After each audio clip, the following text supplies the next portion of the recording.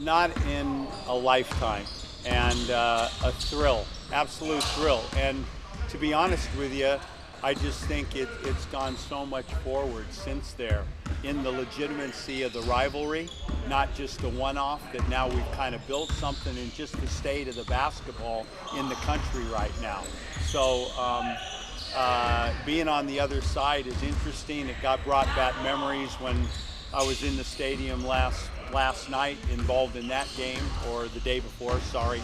Since Perth, it's been a whirlwind. But no, a lot of emotions go through you, and just all positive and excitement, and to be involved with the Hawks right now and into this second year here is a dream. Well, I mean, everyone picked this really highly, but I have just such a respect for this, and looking at it, I've always thought to make the four is a huge accomplishment, and you always think Perth and Melbourne. When you come into this over the years, you just think, God, there's 2 spots left. And then I looked at the Phoenix roster and what Sydney has, and it's hard to get into the 4, but how important it was, and we talked about in assembling this team the second year, and I think that's the important part of what the Hawks have struggled with over time, is building something. So, I mean, just coming back to get in the 4, and then early in the season looking like we're going to play a lot of the season like a Brisbane and Adelaide, where you're trying to keep respectability but not have a chance at the playoffs. That's a whole nother mindset, and that entered my mind after our home stand. And then to go to where you actually have a shot for the playoffs, then to go into that last weekend with the double, and thinking if we win these 2, we get home court. That battle, and to win all of those battles and be where we are. I know what the Jack Jumpers have done, and it's something that everybody in the country should take their hat off to. But for us, that climb from the season is a similar situation, to go from not really having a chance to having home court. I was really disappointed. A lot of respect for what's gone on with the competition. I didn't like that initial thing off the court that started, and I think that settled down. I love the way the 2 teams compete. I've really enjoyed competing against Chase, and I've learned, I've said this before, stuff that I apply to the Boomers that I've learned from some of the foreign coaches over here. New Zealand coach on pick and roll really helped me leading into the Olympics. Chase runs a lot of things that are, NBA-ish, that this competition hasn't been about, that's really been helpful. He's been respectful in the competition, but I'm uncomfortable with it. And I think that coaches make mistakes. I think referees make mistakes. Players make mistakes, and I've been in this competition for a number of years. There's no bias. There's no favoritism with these guys. And what we have now in the competition, you have the ability to challenge a call. So if you have a problem, challenge it. But to call a referee out personally at halftime and after the game, where does that take us into this series? What does that do with the opportunity for this guy? So now are you choosing the referees for the competition? He's not going to be able to ref a game. It throws from an opposition standpoint. Now, how are they going to feel coming into the game? Wrong. I mean, you're stirring a box, and there's a channel that you can go there. I'm uncomfortable with it. And I'd be uncomfortable now where that guy's head would be at if he refereed the game. And I've never dealt with this before. And I just thought to myself, I've tried to handle myself in all the situations here with class and respect, and I've had my issues with stuff that I've questioned with the referees, but I've never thought for any minute that a referee doesn't want and is against my team. It's just about how the game's being called, what adjustments do we make. But I've been in this a long time. There's no referees purposely going against teams, and that's what that infers. And again, I went home from that uncomfortable. And I want to also be strong on my respect for the coach and respect for the competition. It was like a punch that was unexpected, and I'm sure I would think that he regrets it. But it is what it is now, and I'm interested on where this goes. And I'll also go to the foul count in the game. They shot 20 free throws, we shot 14. You've got the referee's challenge if you've got a problems with things, which I've used to my success in Perth in the fourth quarter. I have a problem, and I asked my guy, hey, there's a problem here. You can question it, and it's been a fantastic resource. And I think they've been very fair in that form. So, whoa. Well, again, I don't know what goes on from here. And what I'm trying to do now, and I have totally focus on the excitement of this and the competition and preparing my team, because it's going to be an unbelievable series. And I'm not going to press any buttons or go anywhere, but I'm interested in what happens from here, because obviously something's got to take place. Is the guy going to referee? Isn't he going to referee? Is there, what are we doing here?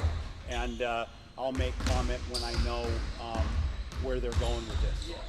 100%, and the ownership of the Kings and the involvement in Bogut and Luke Longley, and when you look over at that sideline, you look at everybody in the gear, 12,000 people there, the support cast they have around it, and where the NBL is going.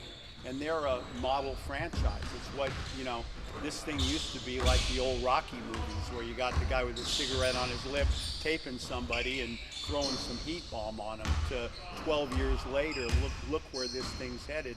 And, Perth, them, what Sydney's done, what Melbourne's done, and again, being out of it 12 years, exciting. And again, being involved with Sydney and doing some good things on the court during the time there, but what the ownership, what those guys are doing off the court and where they're taking is something we're aspiring to be. And I'm just glad that we've made, and I know Bogut made comment in it, like, you don't have a series if this is trash. And he's right. We need two teams to make this thing go, and it is going. And they're there, and for it to go, we got to bring something to the table. And now you say everything's in it, it's because there's been 2 years of full on, and that means there's a respect there from both sides, and that's what you need to make it go. Yeah, I mean, what it does is it gives both coaches a great opportunity to know how you guard and what you like to do offense. So you have some time for adjustments and to prepare yourself, which both coaches would be relieved about. The biggest advantage for us, one is we do want to have this here, that's a big advantage. But the big one was after going to Perth and going to Sydney, thinking today we're in a car, in a bus, driving to Sydney for the third game tomorrow is daunting. I'm still, and our guys are, you can see the type of practice we had, we're reeling from the weekend. And trying to get your sleep organized, trying to get recovered, trying to get prepared. It would have really put us behind the 8 ball, and really almost that first game you'd have to, don't really have a chance, just play everybody and look for the next one and try to make it a 2-game series after that, because no chance in the first one, where those 2 extra days give us time to do this. No, right now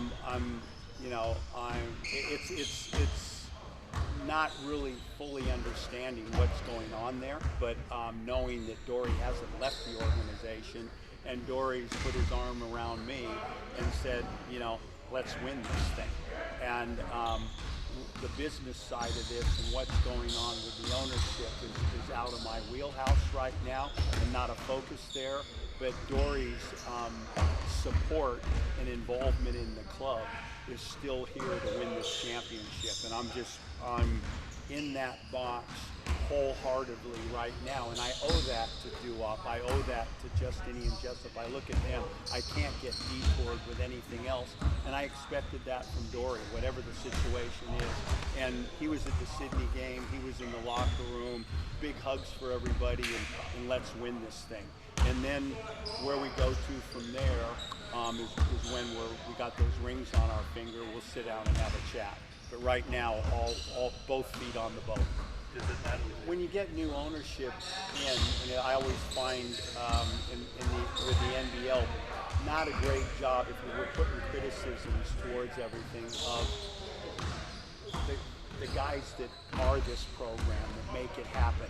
Now, I don't want to lose Matty Campbell. I don't know what role you lose, but he's a pillar here in the community. Tim Conrad's a pillar. Chuck Harmison, John Scott. There's people around here, and when you get people from overseas coming in, it takes a little while for them to recognize and understand the community.